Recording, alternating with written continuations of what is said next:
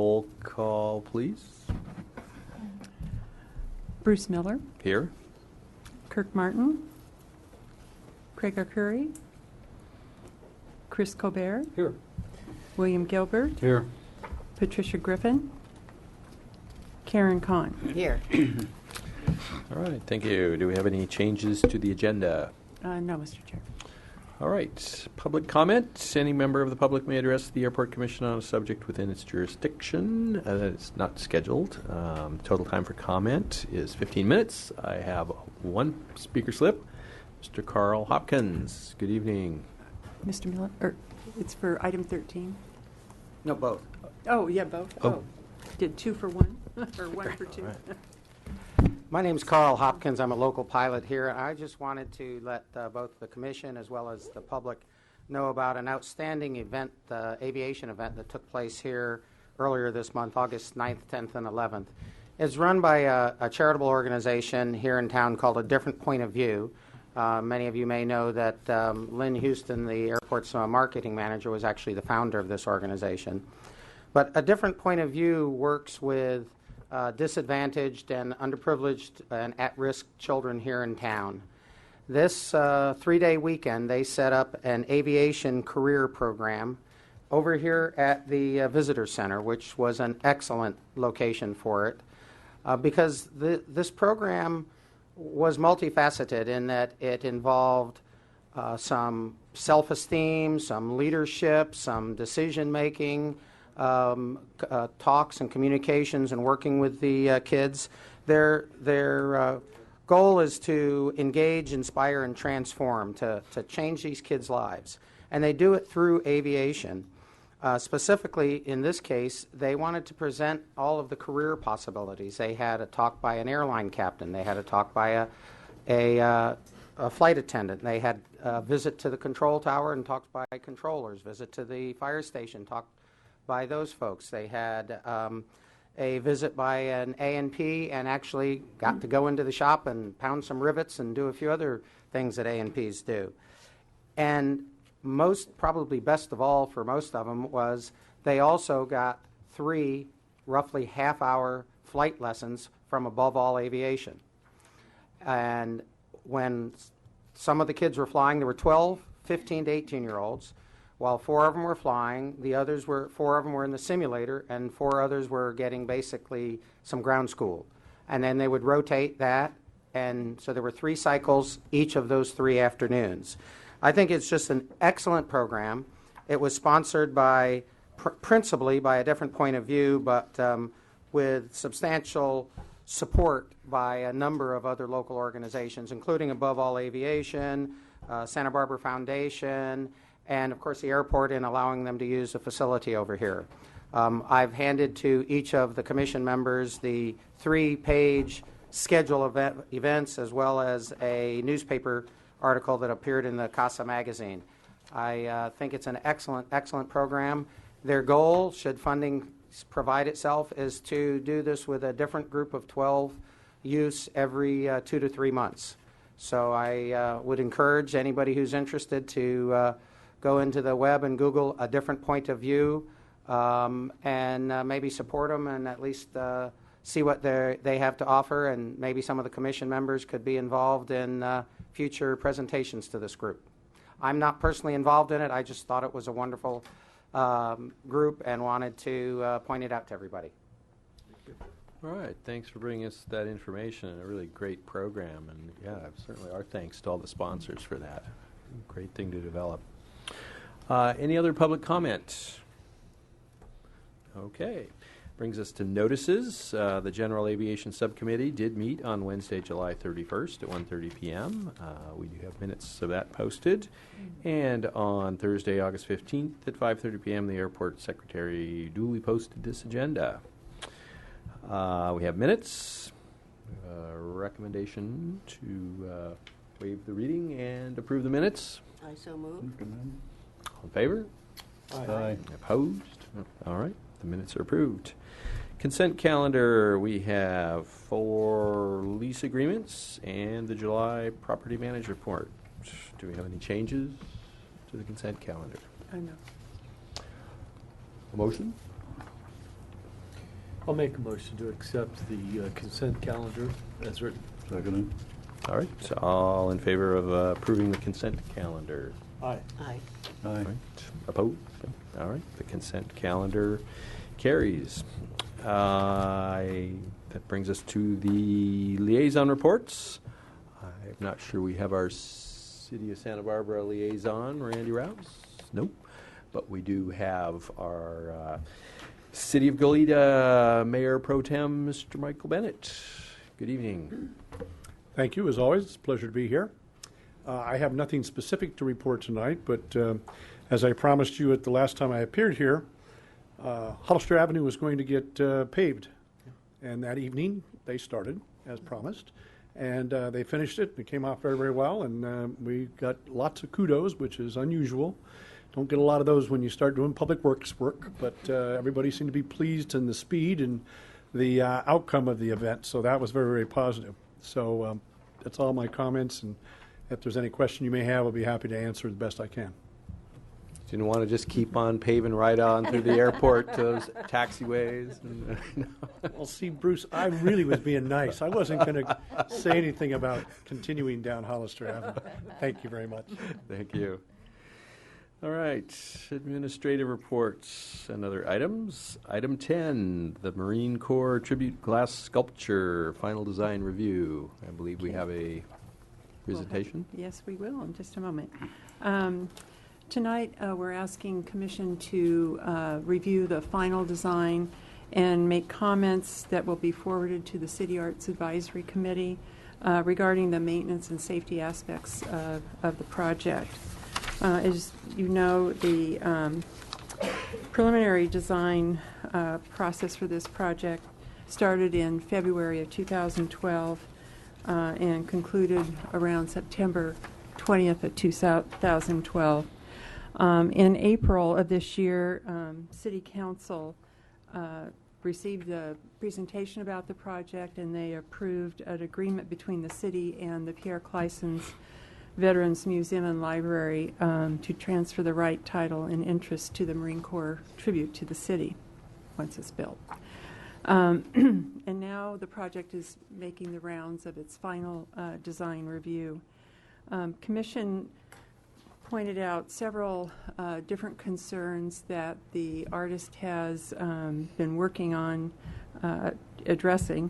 One was safety in terms of the ability for people to walk close enough to the sculpture to bump their head.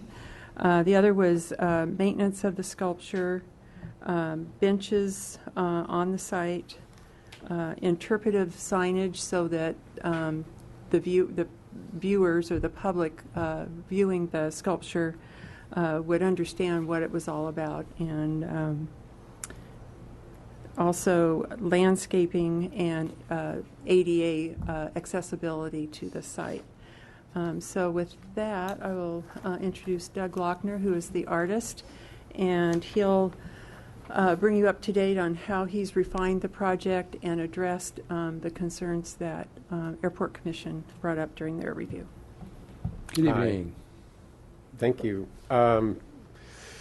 As Karen stated, we've been working on this thing to refine it even more from what had been improved in the past. These are renderings that you saw the last time we were here, showing you the intended look from various views at the airport, in keeping with the minimal theme and having this be integrated as a site, but also keep this sort of minimal and austere kind of presentation. We've come up with this, which is essentially the landscape plan. Robert's been working on the landscape architecture. I have a close-up of this. What we've come up with is this area here would have the interpretive signage. So I'll just walk through this quick. These are the sculptures. They're on islands. The last time I presented the model to you, it had those. They're elliptical islands, each one this tall, that create curbs so people won't walk into the sculpture. They essentially create a barrier around the sculpture without having to put up a fence or something like that. These walkways are designed to capture rainwater and put them into the green areas. So we've incorporated all the things that are recommended by LEED, which is the new terminal. Obviously, you guys got LEED certified on, and we want to keep that spirit in everything we're doing here. So we work very hard to follow all those things. This is what we're calling a gallery area, so people can walk here or walk through the archway of the sculptures that are formed here. And then these would be interpretive signage, historical imaging that speaks to why it's there. And I'll show you some of those images in a second. Those storyboards will be glass, essentially the same as the sculpture, but smaller in scale. So a laminated glass panel, etched and carved, which again makes it minimal and not like a sign in that it's, it'll disappear unless you want to look at it. These, at each walkway, there's 3 in this case, wayfinding signs, which are, again, to introduce the sculpture and explain why it's here. So we've graded the site to meet ADA requirements. Right now, the mound's about 4 feet high. We're taking it down to about 20 inches. The walkways and all the hardscape match exactly what's in the airport palette now. The sidewalks are sloped to capture rainwater. The wayfinding signage, freestanding laminated glass in a stainless steel sleeve, deeply etched, as I said, and edge lit. Everything's edge lit, so there's no external illumination on any of the sculpture or the signage. The wings are mounted on the stepped elliptical concrete islands, which addresses the safety concerns and people bumping their heads. And then we've created the gallery area for the historic storyboards and allowing people to experience that without being in the general traffic flow of the sidewalks. Everything's done in marine grade stainless steel, so there's virtually no maintenance involved in that. And then all the planting matches the exact palette that you have in place at the new terminal now. This is an example of a wayfinding sign. So this panel is glass, see-through. This is etched in it. So although it appears black now, that is just to give you an indication of what's there. In reality, this would actually be white. So if you can envision white on clear, and it's not even white is not really accurate because it's transparent. It's etched in glass. So again, very minimal and bottom lit. These are the historical images that we're anticipating using for the gallery alcove. This is a world famous pilot that was here, stationed here, and became quite notarized during the war. Obviously, a group of men here and a group of women also stationed here in Santa Barbara. So that signage will have these historical photos and then some textual information in reference to the history and some facts about the war and that. This has to be approved by VAP, which is why I'm not showing you the finished one. And again, this is to give you an example of the edge lighting. No external illumination. It's all interior lit. Designed not to be distracting, but rather enhance the airport. Any questions? Just, Yeah. Go ahead. one, is that mock-up there, or is that existing trees? Yes. Okay, I think your exhibit shows a tree there in one of the passes. Is that being removed? This tree here is being relocated. Okay. And the maturity of those trees are not going to, the line of sight with these trees is not going to impede the visual impact from the terminal coming back in? Well, any of these trees eventually will partially obscure the sculpture, but we didn't feel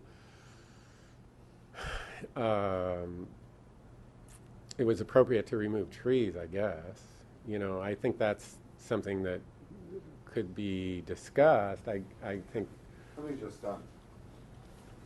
add to that. Okay, so so really, when you come into the airport, Robert Adams, landscape architect. Thank you. Great.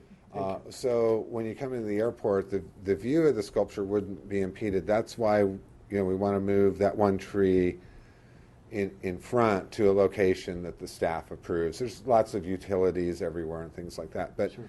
what's nice about this tree setup in the lawn panel where we're putting the sculpture is the trees are kind of on the periphery.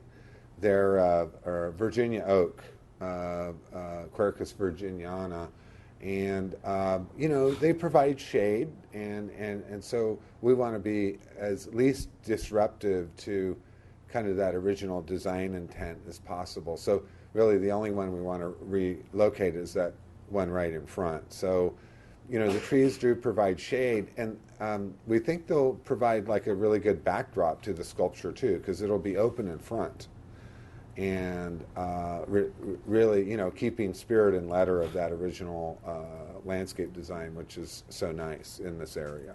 So. And the entire, from day one, my motivation for this has been to enhance the site and to create an experience there without dominating or altering the site. So I've worked very hard to keep the original intent and to really keep that feeling the same and provide something that enhances the experience and gives people, something they can do there to bring them closer to the airport and without disturbing what's already there.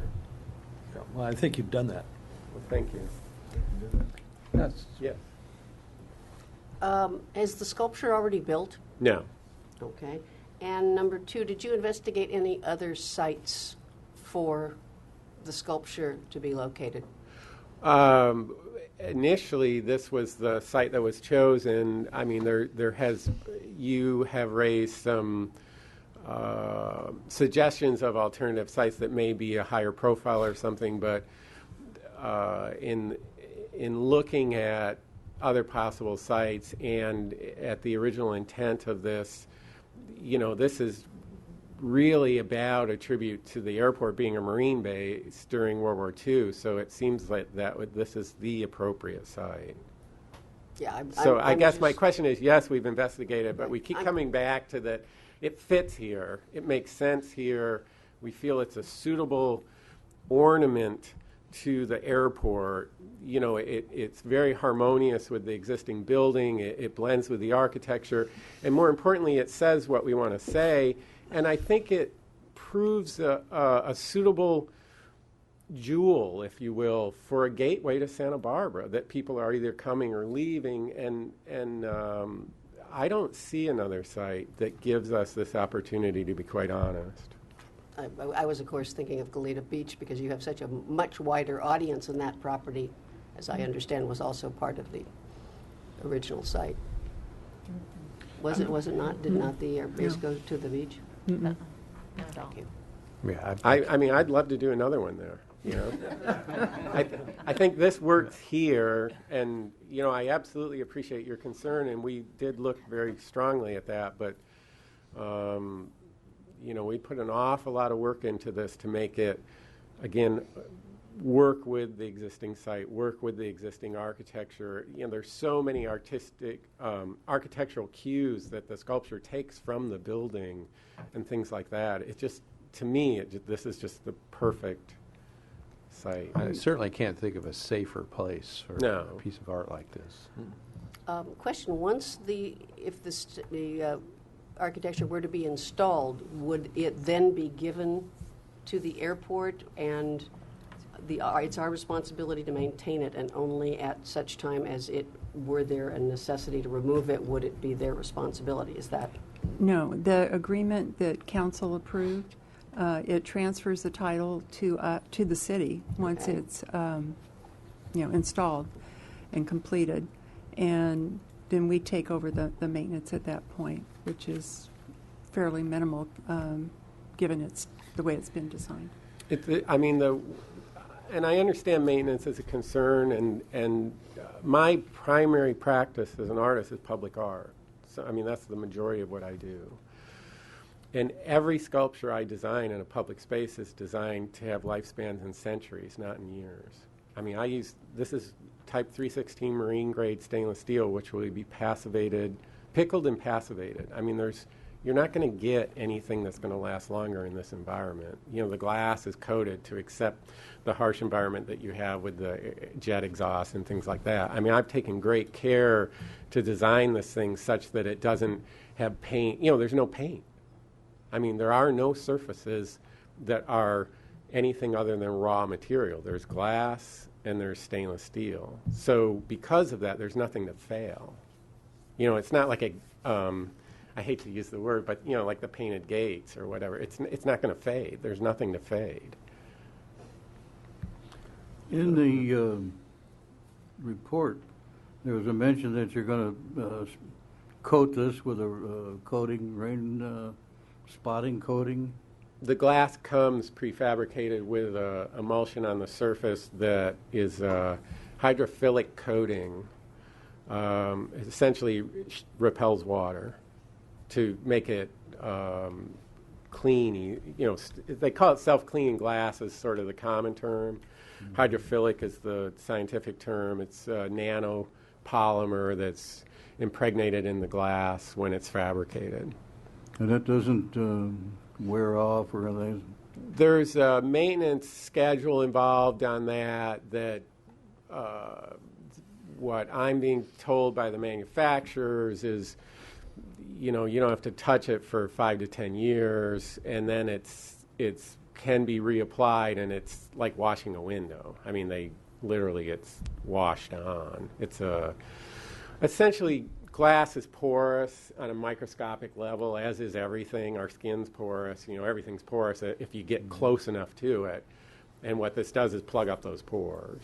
Sounds like high-powered Rain-X. You know what? The It's reason I ask that exactly is, high-powered in coating those things, you sometimes have a problem. I'm trying to do it for maintenance. Looking at it, if we have to coat it, it's one thing to coat it prior to it being assembled. Right. It's another thing to coat it when it's here because you got problems in keeping it. I got a quote from a company to just on the off chance that would be a possibility, and they quoted $500. And I would assume you mentioned, or here again, I go across here with the report, blemishes can be blended out, so I assume there's even a touch-up process. Yes, because it's glass, it can be polished. So should somebody scratch it or something, you polish it out. But then And the it's this thick. Yeah, I So, I know. mean, you can polish a long way before you... Then you got to put the coating back on it. Right. And The other question I got, you know, rain and so forth, not too much of a problem, is potash. Because I know I have worked with similar type glass, and potash became a problem for me, so I don't know what their specs say on that, but that is, you know, something. The other thing I'd like to know is about the LEDs. yes. How are those arranged in this thing? Spots from the bottom? Yes. And are they in pre-assembled? I mean, are they a plug-in or are they a designed assembly? They're, the LEDs that I'm speccing on the design are made by a company called Cree. They're about the size of a hockey puck. Mm-hmm. And I envision them being essentially plugging into an aluminum tray, a machined aluminum tray, which slides into a That's track. what I was wondering. So each feather, if you will, would have its own tray. So should an LED need to be serviced, you would take off the side panel, pull out that tray, drop in a new puck.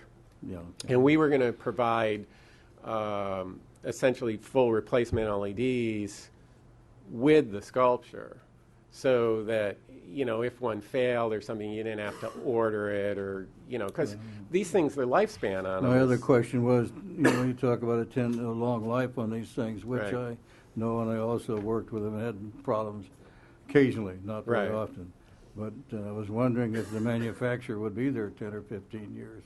But you said you Free. were providing spares, Yes. and it may even be worthwhile to 1.5 times. I don't know. I chuck that to the procurement, but I do worry about having, with the things happen so fast nowadays. And that's why I spec Cree. They're the world leader in LED Yeah. technology. They're a U.S.-based company. They, by far and away, have the best LED technology on the planet. They have little bitty tiny LEDs that are insanely bright. These things are 50,000 lumens. They're this big. They draw, almost no current. There's no better company that we could get these from. They do military. These are military spec product. I would stand by their warranty on them, and I think we could certainly get 1.5 times spares if you felt that would be necessary. Well, I don't know what I'd have to see the sheet. Well, I'm not in that business anymore. Sure, but the thing is, like, Because I so was that in the these, aircraft and getting LEDs Right. was one of the things for some of our work. But I'm just trying to make sure there's some understanding Right. of the maintenance that has to be done when we contract out. But I mean, and if you're LEDs and spraying and doing things, especially when in an area like this, you got to be careful not to get certain types of sprays on grass or on the walkways because it's slick. right. Okay. The LEDs, realistically, it's a 20, 30-year lifespan. By then, who knows what we're going to be illuminating with, the way technology moves. So I think that gives us a broad enough window that in 30 years, they may have, there's all these technologies coming to the forefront. There may be something better than LED by then. Yeah, at least it's a plug-in and not a design assembly, which we No, really it's have trouble. Off-the-shelf part, absolutely. I believe very, very, very strongly in value engineering. If keep it simple, make it as robust as you can. Don't overcomplicate it, and everything about this is value engineered. This is designed to be easy to maintain, off-the-shelf parts, as little custom stuff as we can do, just because why not?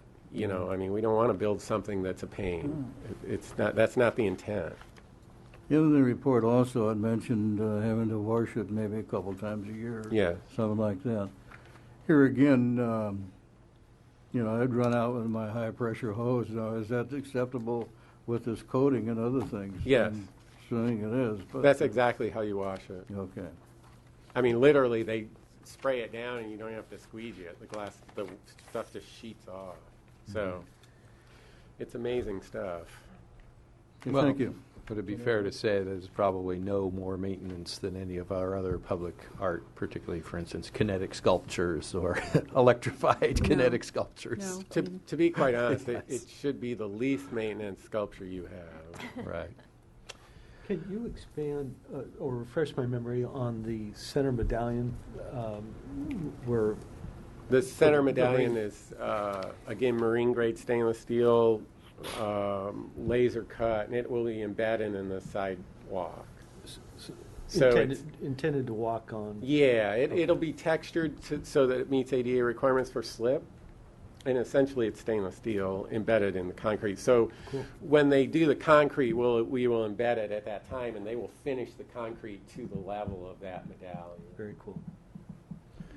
Well, you've clearly put a tremendous amount of work into this, trying to accommodate all the various requirements and requests. Certainly appreciate it. Thank you. Any further questions? Thumbs up. Looks great. All right. Do I have a motion to review and forward this recommendation to the City Arts Advisory Committee on the tribute final design regarding maintenance and safety aspects of the project? Well, I'll make that motion if I don't have to repeat all that. Okay. Okay. Do you have a second? Do I get to second a motion? Yeah, and you don't even need to have a motion, you just need to, I'll forward your comments. Oh, we're If just you- forwarding comments? Yeah, Okay, so there's no approval no. required? No. Okay. I'll withdraw that motion then. Okay, thank you for that clarification. That then brings us to item 11, a lease agreement with L3 Communications MeriPro Incorporated. Good evening. This evening, we wanted to highlight a couple of our leases. L3 MeriPro has been a tenant here at the airport since 1986. And as you can see from your information, they're one of our larger tenants. They actually occupy 3 full buildings plus storage space in a 4th building and have yard space in addition. They produce undersea cable. They produce it here on site, all the way from developing the fibers to wrapping them to putting them on the large cable reels and employing cranes and ships to deploy them on the ocean bottom. At this time, we came to the end of their previous 5-year agreement, and part of their process, because they have government contracts, is that they always get an appraiser to appraise the value of the properties. We likewise had an appraiser, and based on both appraisals, came to the conclusion that the lease was slightly above market. Our FAA grant assurances require that we keep our leases at market, but not above. So we negotiated a 10% reduction on this lease, and the new rent that we're proposing is $55,054 per month for all of the spaces combined. And this evening, we're asking that Commission approve the lease for a 3-year term with 2 one-year options. All right, thank you. Any questions? The options are set at 1 year each, 2 one-year options. Because they're in an aviation facilities zone, the total length of the term can't go over 5 years. right, but the option rates are set at market, or They get a 3% Bottom. or bottom, the same type of CPI increase that Understand. we have on most of our standard leases.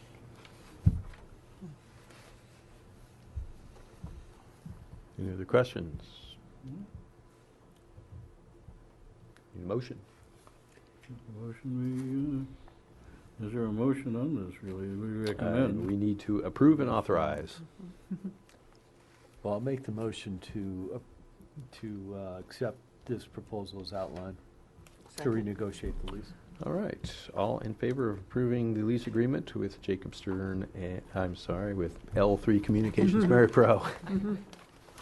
Aye. Aye. All right, that lease is approved. Item 12, the lease agreement with Jacob Stern and Sons.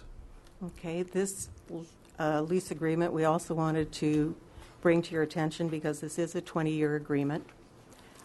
Jacob Stern and Sons was a subtenant of the former Stratman Aero Service Company, and they, at the end of the Stratman term, their sublease had turned to us, but because it was a sublease that was not our standard lease, we then entered into negotiations with them to do a lease rather than a sublease.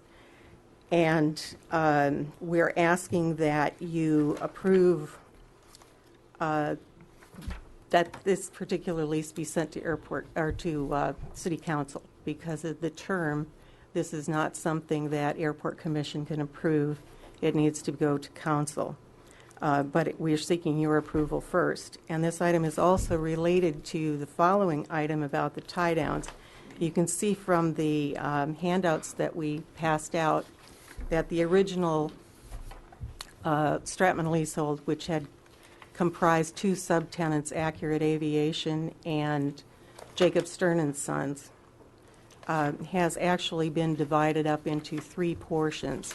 Initially, we brought a lease to you a year or so ago with Accurate Aviation to have them take the 2 maintenance hangars and the tie-downs, and Jacob Stern to keep the portion of the leasehold where they constructed their own hangar at the time that we entered into the original lease. Subsequently, we came back with an amendment to the Accurate Aviation lease because they felt that their forte was really operating a maintenance facility, not being a tie-down provider. So at their request, we took the tie-downs out of their lease and have been working on producing an agreement for those tie-down tenants. The Jacob Stern & Sons lease is a ground lease for the area immediately surrounding their hangar. Their current rent or proposed rent will be $811 per month, exclusive of utilities. This is an aviation facilities lease, so the proposed rate is 5.4 cents per square foot. And then they will, on top of that, pay utilities to the airport. So we're asking tonight that you recommend that this agreement be sent to City Council for approval. Question pertaining to the first aspect of this. We're being asked to enter into a 20-year lease. That's correct. Okay, for improved property? They built the hangar and made the ramp improvements Right. around the But- hangar. So this is based on amortizing their investment over the 20-year term. But that original lease, Rebecca, was entered into in 2001? Do I have that correct? Yes, the original agreement with Stratman was entered into in 2001. That was a 25-year lease. All right. So it's fair to say that this lease then is midterm on that original. So they've had the opportunity of amortizing those improvements over a 10-year period. Some of the improvements. Their improvements actually ended up being considerably more than they originally anticipated. So when we negotiated this agreement, they came to us and asked for an extension on the original term. I'm just saying, I'm not fighting anybody on this. I'm just trying to get my head around the concept of entering into a 20-year lease for basically 5 cents a square foot on the land value on improvements built by a prior, Well, by this tenant. by the This successor, tenant as a right, subtenant. as a successor tenant. Right. And this passes all the muster as far as appraised values. I'm just looking back at our experience entering into long-term leases and regretting not having the flexibility to relocate that particular field, that portion of the field. It's a lot of control. I'd like to have Hazel's comments. And you might also speak to the long-range development plan and, that particular area. Yes. The Stratman leasehold in the master plan has been set aside and will remain in its current location with the facilities. The Jacob Stearns hangar is the most recent hangar constructed on the airport as a corporate hangar. They did, as Rebecca said, we had an initial agreement with Mr. Stratman with coterminous sub-agreement with Jacob Stearns that it would be 20 years plus 5. They have ended up, as Rebecca said, asking for an additional 5 years on their term. They're a tenant in good standing. The facility probably exceeds, I don't know the appraised value on the building, but I do know that it's state-of-the-art and is well maintained. We'd like to keep them on the airport and keep that. They also provide charter service, and that's also an additional benefit for the airport. And this lease also does contain a CPI, a yearly CPI adjustment. Right. And does the building revert to the city At the end of the lease? term, the building will revert to the city. Do they have an option to renew after the end of the lease? No, they don't. What would this normally lease for to somebody who walked in and said, I like that building, I'd like to lease it? You know, I'd have to look that up and get back to you on that because we have so few brand-new hangars that I really couldn't give you a square foot rate. Well, Karen was just saying that should someone else come in and ask to construct a hangar on the airfield, they would have the same lease rate quoted to them of the 5.4 cents. Right. As far as leasing the structure at the end of their term, I'm not sure what that rate would be, but But right now, they're paying ground rent, not what you would if you walked in and leased the building. Right. Sorry if I'm slow in this, but we're halfway through the original 10-year term, correct? Or 20-year term?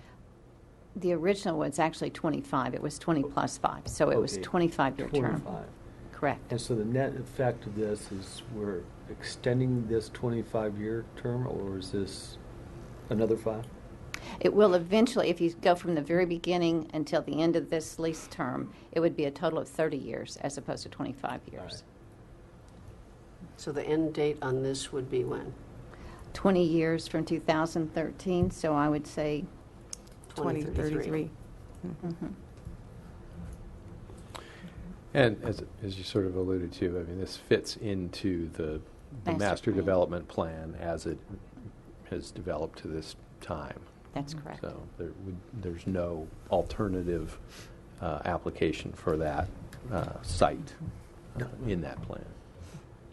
Based on the things that I see coming from other airports, for an aviation rate, this is not an unusual rate. It's higher than many for aviation uses. Right. Any further questions? All right. We have before us a recommendation to approve and authorize the airport director and city council to execute a 20-year lease agreement with Jacob Stern and Sons, Inc. I so move. There's two items here. This is item number 12. This is item number 12, yes.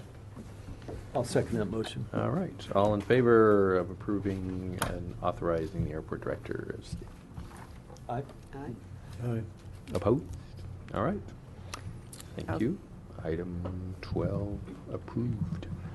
And item 13, airport tie-down agreement. Okay, and then we segue into what we're doing with the tie-downs that we divested from Accurate Aviation on that same site. Initially, there were 23 tie-downs total, and several of those ended up staying with the Accurate property because they needed places to park planes as they worked on them and shuffle the planes in and out. So the airport ended up eventually with it was a total of 23. The airport ended up eventually with 14 because we eliminated 3 positions that were up on the north end of the property near the vehicle access road and the fire lane. We were having some operational issues with the fuel trucks not being able to make the turn. And so we eliminated those 3 positions that were closest to the fence. Of the remaining 14 positions, we had our engineer, one of our engineers, Lynn Burrick, redraw those positions based on the most recent FAA guidelines for the amount of space that needed to be left wingtip to wingtip. And the example that you have shows in red the areas that remain.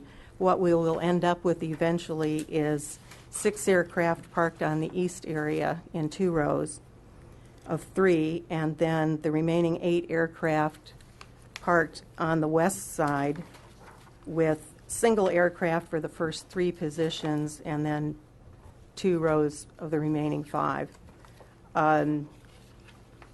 We had to create a new agreement for the tie-down tenants because under Mr. Stratman's administration, there were no formal agreements. It was operated more like a transient ramp. And the tenants were not required to pay if they were not present for a month. They did not have to require to have insurance, which the city will require. And we did need to make sure that the way that the ramp was laid out was in accordance with the FAA guidelines. So we came up with a proposed agreement that was taken to the GA subcommittee based on those items that seemed pertinent from our existing T-hanger agreement. And the GA subcommittee discussed that, and what you have before you is the amended version based on their comments. And we're asking tonight that you approve the substance of the agreement.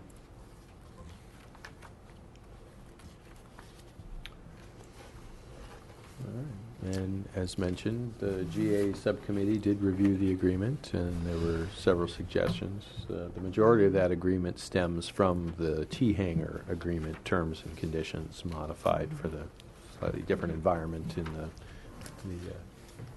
tie-down. And are there any questions? So we're being asked to approve the, oh, I'm sorry. Oh, yes, I'm sorry. This is number 13. Yes, we have a public comment. My name is Carl Hopkins. I am one of the 14 or whatever it is planes parked out there. And in reviewing it, I have two issues I'd like to discuss. One is the insurance requirement, and there's some lack of clarity here, and that as soon as I read this, I contacted the administration and asked some questions about exactly what did that insurance clause mean. And they contacted the risk management department, as I understand it, who gave an interpretation but wasn't real sure because the risk manager is on vacation. There are two types, as I understand it, of aviation insurance. The most common is $1 million per incident and $100,000 per person. That is, by my understanding from my agent, and it's an agent, not an individual company, thus the agent represents multiple companies, that's what about 99% of the pilots in the country have. The second option is what is known as $1 million smooth in the industry, which is $1 million per incident without the 100,000 limit on a per person basis. The initial reading by the risk management department was that that terminology in that lease would require $1 million smooth. That would be a problem for a lot of people for two reasons. One, in my case, it appears as though I could get it at a 50% increase in my insurance rate, at least $500 a year extra. But I'm one of the lucky ones, because unless you're an instrument-rated pilot with at least 500 hours, you can't buy $1 million smooth. I actually looked at it, asked for it a couple of years ago. I didn't have the hours then, and I was denied. I was at least just trying to get a quote. I couldn't even get a quote on it. A number of the pilots who are currently parked there would probably, if this insurance is, in fact, $1 million smooth, would not be able to buy it. I also question, and I'm hoping that that was a mistaken answer, because I also wonder if all 24 of the T-hangers were able to get $1 million smooth. Now, there are a couple of, at least one T-hanger resident here, and I would also note that although Stratman did not have any insurance requirements, they didn't have any contract, they didn't have any lease, it's fine. Prior to that, I was at Mercury, then Atlantic. They did have a contract that did require insurance. It did not require $1 million smooth. I don't know if Signature requires $1 million smooth, or if anybody here knows. Mr. Do you know? Yes. They do not. So the two FBOs do not require the $1 million smooth. I'm hoping that if that interpretation is correct, then that the commission could at least recommend that recommendation from the risk manager be changed. If you'll recall, about a year or two ago, the risk manager said everybody at the T-hangers will need $2 million in liability. The airport went back and said, well, we have a problem. You can't buy $2 million in liability for aircraft. So the risk manager changed his or her mind. I'm asking that that same process be followed in this case so as to not require $1 million smooth. I've never heard, Rebecca just discussed your issue with me. I've never heard the term $1 million smooth. But, and you're talking about general liability insurance, Correct. not aircraft Correct. insurance. Okay. There's a phrase in there in the lease agreement No, I know. that I didn't understand. I couldn't tell which it meant, and that's why I brought the issue up. Combined single limit is what is the term that you didn't understand? Maybe you could read Was it. It's the $1 million combined single limit, 100,000, something like that. Well, the agreement actually reads general liability insurance with limits of not less than $1 million for each occurrence, combined single limit. So you could have, and we've seen dozens of insurance certificates where you have the $100,000 for one thing or another, but it's the combined overall. It needs to have $1 million in coverage. That's combined single limit. So I don't think it's smooth. I've never heard that term like Karen said, but. Well, the difference is, as I understand it, the typical aviation insurance, which is interestingly, I think, low, but that's all that's offered, is it's $1 million liability for an incident, but no one individual can collect more than $100,000. That's how I'd be more than happy to, maybe some of the others, I'd be more than happy to send Rebecca a copy of my insurance and see if that's valid. It is there's nothing magic about my insurance. It's happens to be through the agency that the Experimental Aircraft Association deals with, but they represent at least a half a dozen or more companies that they get quotes from, and this is a standard policy that I know of no one who has $1 million smooth. Well, I would assume all 24 T-hanger tenants do, or have whatever the city requires. They do, but it's a little bit different because they have to have insurance on the premises, not on the aircraft. Some of them put the premises on their aircraft, but it's a little bit different than talking about a tie-down where we're not really dealing with premises. Well, we'll get it. Whatever the city requires is what the city will require. So we'll find out, get an interpretation of it, and then let you know. And the risk manager I think especially with the smaller general aviation users, has been willing to entertain a request for waivers of various types or types of insurance or limits of insurance. So there's that possibility out there also. But the airport department doesn't control what is required. All I ask would be that the commission or the administration take the same, what I thought was a very positive, proactive stance when the $2 million was requested, which wasn't available, to make sure that the typical that everybody has is suitable and what both of the FBOs require. The second sort of minor issue is I thought the request of a month-and-a-half deposit on a tie-down space was sort of overkill. That I can understand certainly at least a month and a half, maybe more, on a hangar, because a person could do some serious damage to a hangar. But I figure about the only thing you can do to a tie-down space is to steal the ropes. And actually, I think I and probably half the pilots, there are ropes anyways, because Stratman never replaced the ropes either. So at least in my case, and I know a number of others, we actually provided the ropes in the first place. So it seems to me like an unnecessary addition to what is otherwise a perfectly reasonable lease.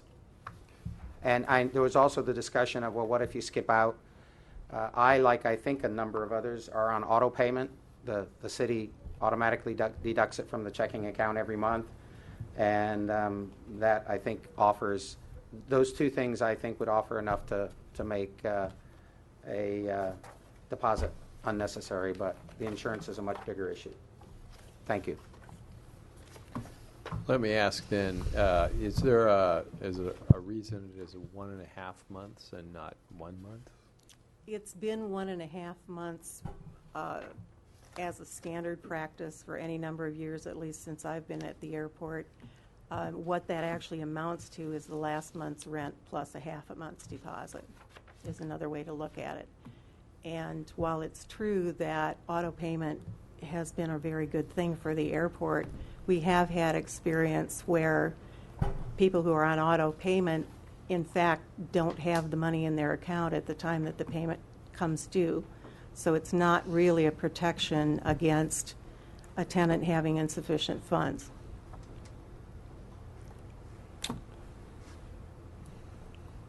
Okay. Unfortunately, I don't have an airplane. Put it over there. I appreciate the comments on insurance, since even my car has similar problems when I go to insure it. And at this point, I don't feel that it's really been answered. I wonder if maybe it ought to go, I would like to see something a little more definitive. Even though the risk manager is willing to accept waivers, that's just a willingness. There's nothing that states it. So I'm a little concerned that maybe it needs to go back and get something more positive and then bring it forward again.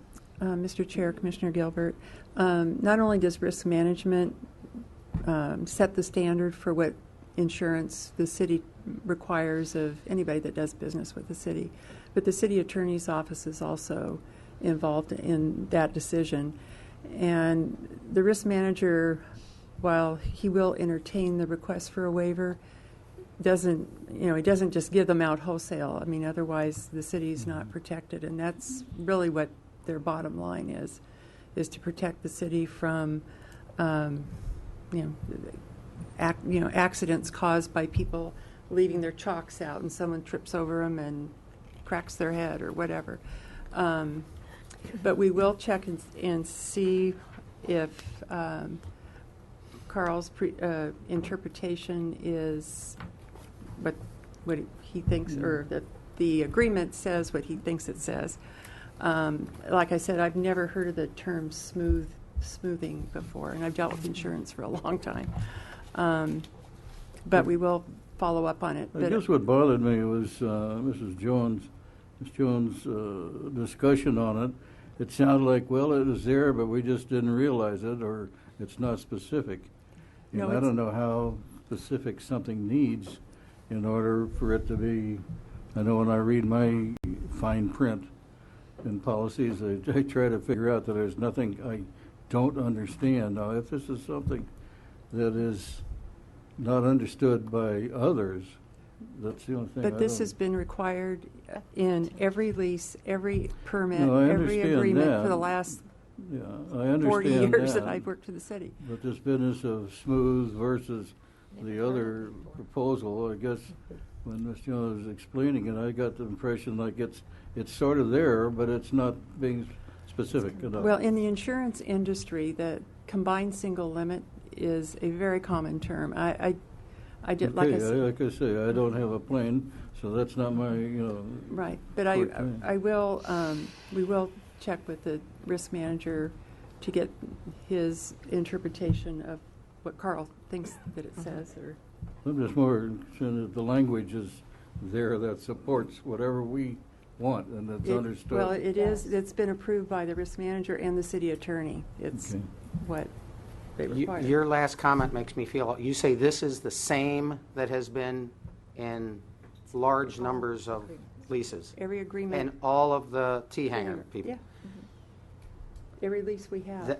That makes me feel a whole lot better, because I'm almost certain I know people in the T-hangers who probably could not buy what I call a million smooth. And unless there are a whole lot of waivers out there, then the interpretation by the staff that it required a million smooth is incorrect. I just would hate to see this lease go forward and be approved, and then the city manager say, oh yeah, we've looked at all these things wrong, everybody has to have all this extra insurance. So that was my only concern, is to bring it to the attention so that it can get clarified, because frankly, if it turns out to be smooth, you're not going to fill those spaces, and you may kick some people out of your hangars. Well, the insurance... Because they won't be able to afford it or they won't be able Right. to buy it. But we get copies of all the insurance certificates that lays out what the coverage is. And the city checks to see that it matches what's required in the permit, the lease, whatever. And if it doesn't, then we have a conversation about, with your insurance agent to get it right. So I don't Well, I yeah. It's don't know what just to say. on I think the fact lists. that the language is consistent with the language in the other lease terms is, Well, that's a question I have. Sets that, The yeah. bare land that we rent to people for yards, does that have the same month Yes. and a Yes. half? It I does. literally, every lease, permit, anything, I think even the taxi cab permits have it. How about So- the insurance? Does That's what we're talking about. That's what we're The talking insurance that type of provision. insurance is required for yard leases as well? Yes. Yes. That's Okay. right, except that the limits on the commercial industrial tenants are $2 million for both auto and general liability. Okay. Any further questions? Concerns? Okay. We are being asked to approve the proposed tie-down agreement, license agreement. A motion? I'll make the motion to accept the tied down agreement as outlined. A second? Well, I'll second the motion. Can I second the motion? Go right ahead. All in favor of approving the license agreement as presented? Aye? Aye. Opposed? Aye. The license agreement is approved. Item 14, amendments to the T-Hanger license agreement and the T-Hanger rules and regulations. The amendments that are proposed tonight came about as the result of several years of experience now in operating the T-hangers. In the initial agreements, we were foreseeing a single plane owner with a single plane. It turns out that many times sons and fathers, brothers, friends, and employees and employers are all involved in flying the same plane. Or on occasion, if they have multiple residences and multiple planes, they would like the ability to swap planes in and out, and that was not allowed under our original or envisioned under our original agreement. A number of them have formed LLCs or incorporated as nonprofits in order for either tax or liability reasons, and do not operate their planes or provide their insurance as individuals. So we made a few revisions to the T-Hanger agreement to recognize those actual operational issues, and also to address the need for some T-Hanger tenants to be allowed to lease back their aircraft to flight schools or other services. Prior to this, they have not had the ability to do that. So if they wanted to help offset the cost of their aircraft by leasing it to a flight school, the flight school actually had to have the tenant go into the hangar, take the plane out, taxi it over to the flight school's ramp, and then at the end of the day, take it back and put it in the T-Hanger. So we're asking that it be updated to allow the flight school to actually come over and pick up the plane and return it at the end of the day.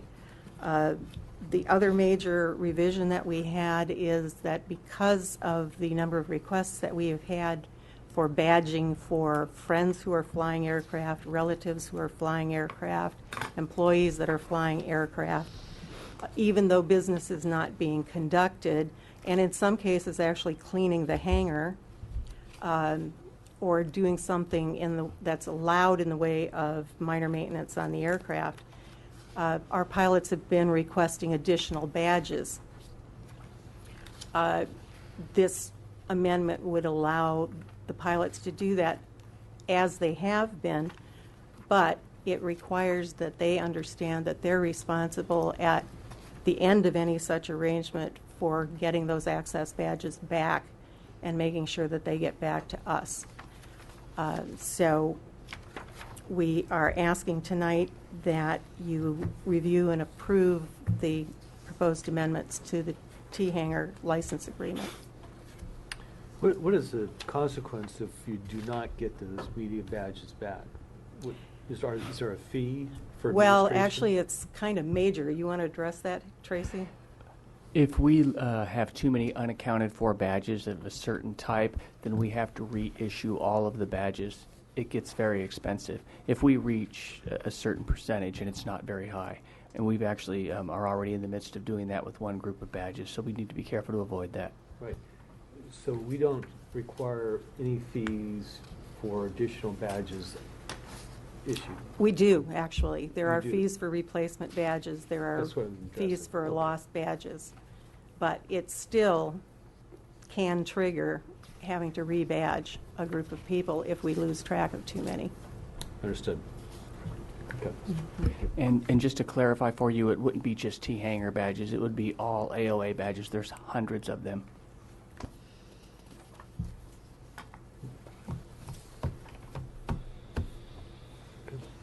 Further questions? Comments? Okay. Looking for a motion to approve the amendments to the T-Hanger license agreement and rules and regulations. So moved. All in favor? Aye. Aye. Opposed? Okay, thank you. The amendments are approved. And item 15, we have a presentation on the new ad campaign.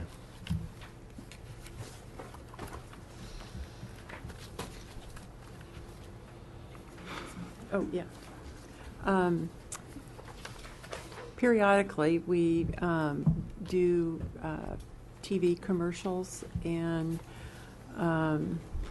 we have with Cox Cable having them produce this one, and it will be shown in actually theaters down in the Ventura area. So, go ahead. Oh, sorry. Thank you.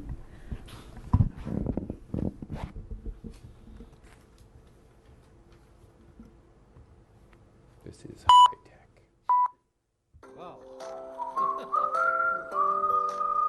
Some things are just plain simple, like flying in and out of Santa Barbara Airport. With 5 major airlines offering non-stop flights and one-stop connections to anywhere in the world, it's easy come, easy go. Enjoy casual and fine dining, or shop and get some work done while you wait. It's everything a big city airport can offer, in the comfort of your own backyard. Santa Barbara Airport. Easy come, easy go.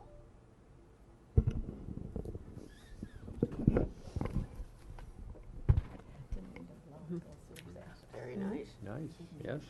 Oh, They should have said, except the big city hassle and a long waiting line. So we don't have that. I did find out one problem with that loop business just now. The beeps. That beep got to me. But it is Got to me. terrific.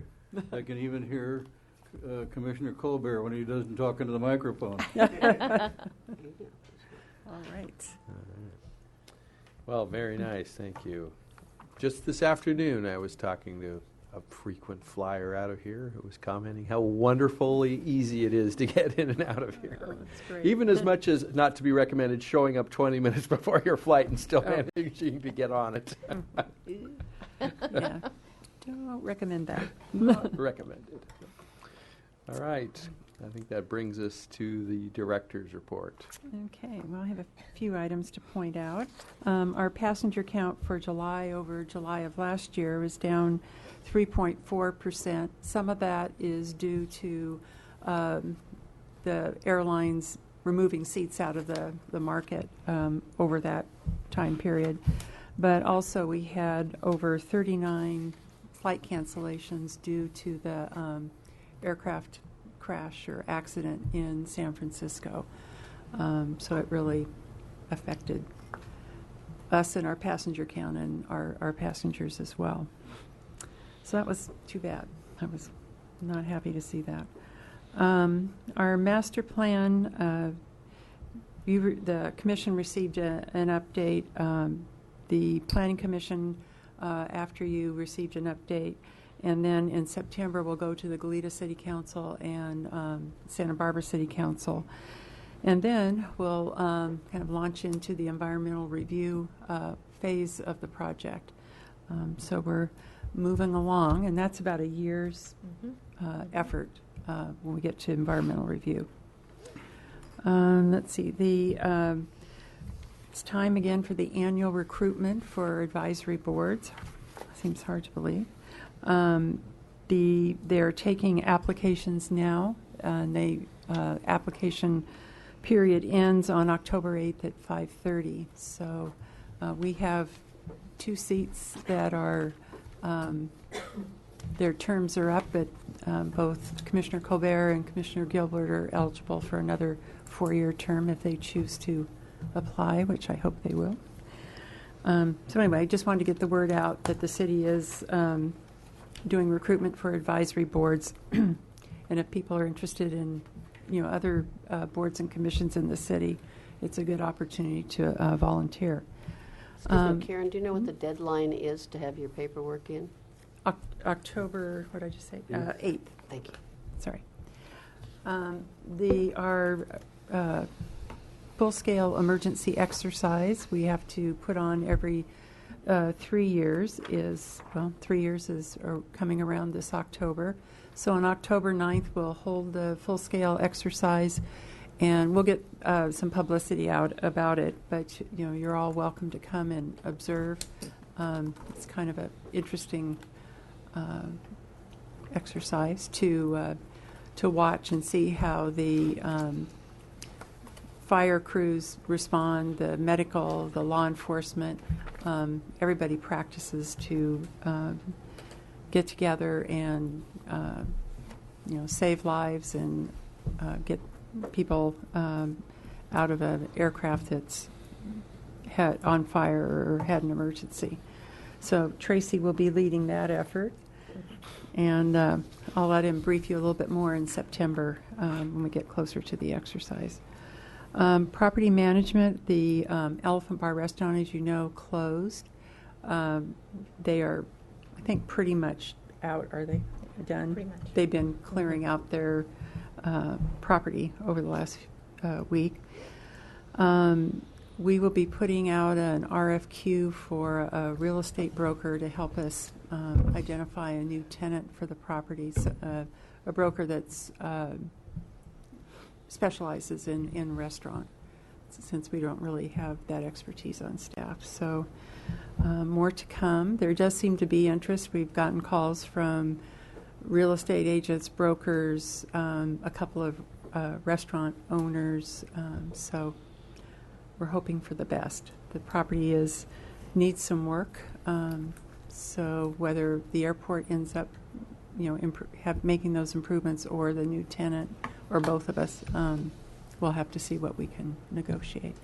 Karen, what kind of term are you guys going to be offering for a new tenant? I don't know at this Don't have point. Yeah. I think that'd be an important thing as far as part of your marketing, because most commercial tenants could be looking for a long time. Right. And the property needs a lot of work. So I'm sure their investment, and probably ours, is going to be fairly substantial, I would think.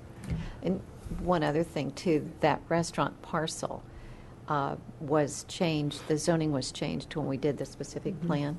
So it's actually airport commercial, even though it's surrounded by aviation facilities. So the 5-year limit is not a factor in that particular site. That's good. And this is the first time I can recall that you guys are retaining a broker? It will be. Yep, we've never done that. And your turnaround expectations on the RFQ for the broker? Hopefully it'll be fairly quick. The Public Works Department has recently put out an RFQ for broker services, so we can use their, or take from their RFQ and get it out. So like 30-day I don't on know that. about that. I'd say 45 days probably, especially with the holiday coming up. Yeah. Does that preclude a negotiation with someone who might present a reasonable proposal in lieu of having an RFQ? An individual tenant might come forth and say, They might, but I think we would still probably Utilize. need the assistance of someone that really knows negotiating restaurant leases and stuff, so.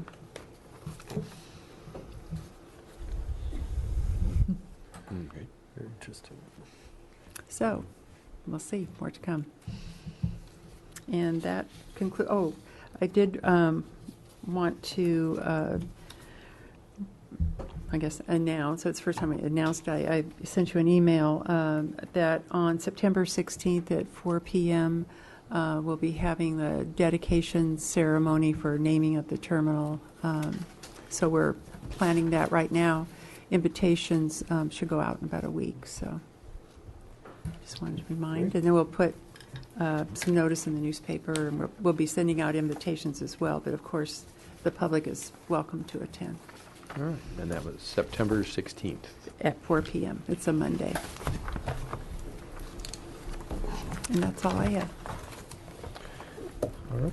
Any further questions on the director's report? Can't wait to read the latest issue of Airport, using aeronautical property for other purposes. I know. I bet you wait every month for that to come out. Yeah. One of the many perks of being Right. on an It's advisory called board. The Good, Bad, and the Ugly. Good Using reading. aeronautical property for non-aeronautical purposes. racetrack, A racetrack. right? Former heritage. All All right. sorts of ideas. Well, I think with that, we are adjourned. Thank you. Have a good evening. Thank you all very much. Thank you.